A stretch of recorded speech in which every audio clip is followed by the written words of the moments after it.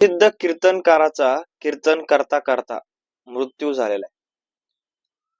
काल एक दुर्दैवी घटना वारकरी संप्रदायासाठी समोर आली आणि ज्या वारकरी संप्रदायानं सगळं आयुष्य म्हणजे ज्या वारकरी संप्रदायाच्या माणसानं महाराजांनी सगळं आयुष्य परमार्थासाठी लावलं, त्या परमार्थासाठी लावण्यामध्येच त्यांचा मृत्यू झालेला आहे किंवा त्यांना मरण आलेलं आहे. कीर्तन करता करता त्या महाराजांचा मृत्यू झालेला आहे.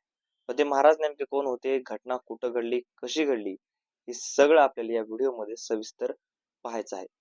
नमस्कार, मी रणजित. मुद्दा हक्काच्या या चॅनलवर तुम्ही नवीन असाल तर चॅनलला सबस्क्राईब करा, कारण आपल्या चॅनलवर आपण असेच वेगवेगळे विविध माहितीपूर्ण व्हिडिओज खास तुमच्यासाठी बनवत राहत असतो.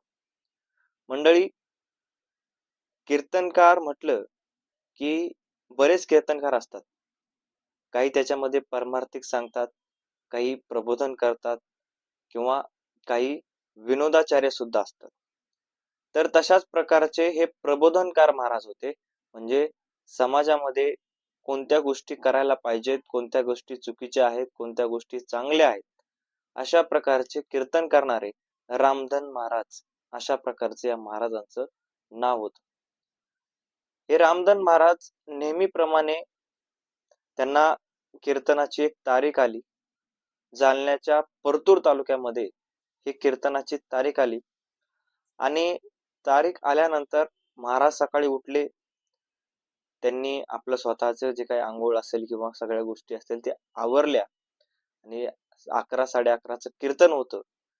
ते कीर्तनाच्या ठिकाणी पोहोचले. दुर्दैवी घटना आहे, लक्षपूर्वक ऐका. कारण ज्या गोष्टी त्यांनी जाताना केल्यात, म्हणजे नाश्ता केलेला आहे किंवा चहा पिलेला आहे, याच्यावर काही तर्क लावू लागलेत लोक किंवा काही सांगू लागलेत किंवा काय सांगतात तर वेगळ्या वेगळ्या गोष्टी कुठेतरी घटनासमोर आल्यात का, अशा प्रकारचं काही सांगण्यात येते.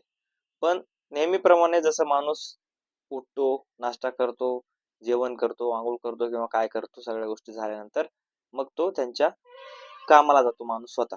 तसंच महाराजांनी सुद्धा केलं.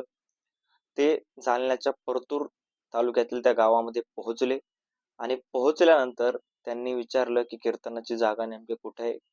आणि कीर्तन भजनाला सुरुवात झाली. जे कीर्तनाच्या आधी लोक भजन करतात, त्या भजनाला सुरुवात झाल्यानंतर यांनी इकडं थोडस तयारी केली, फेटा बांधला आणि फेटा बांधल्यानंतर ते भजन संपल्यानंतर ते स्वतः गेले तिथं आणि विणा हातात घेतला, कीर्तन चालू केलं.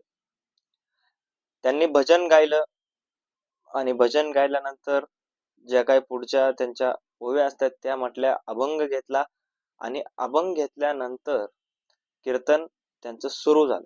म्हणजे जे काही प्रबोधन कारण म्हणतो आपण, प्रबोधन करायचं असतं, ते प्रबोधन ते करायला लागले.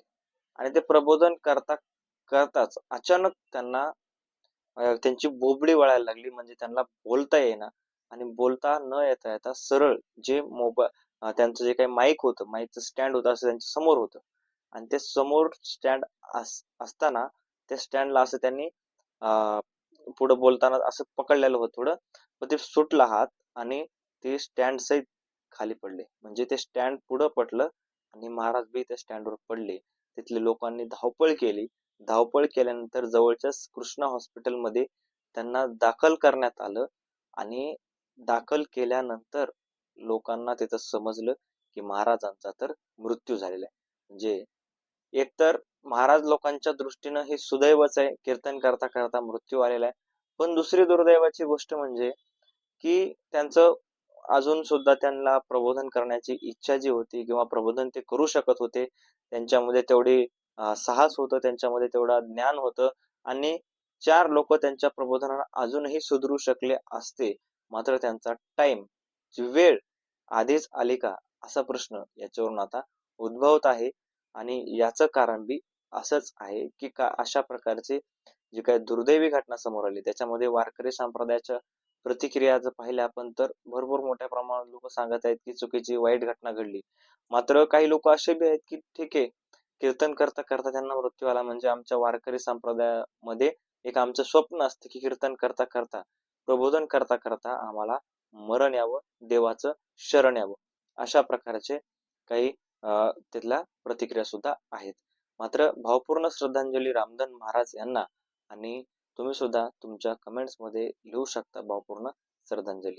भेटूयात नवीन व्हिडिओमध्ये, तोपर्यंत धन्यवाद.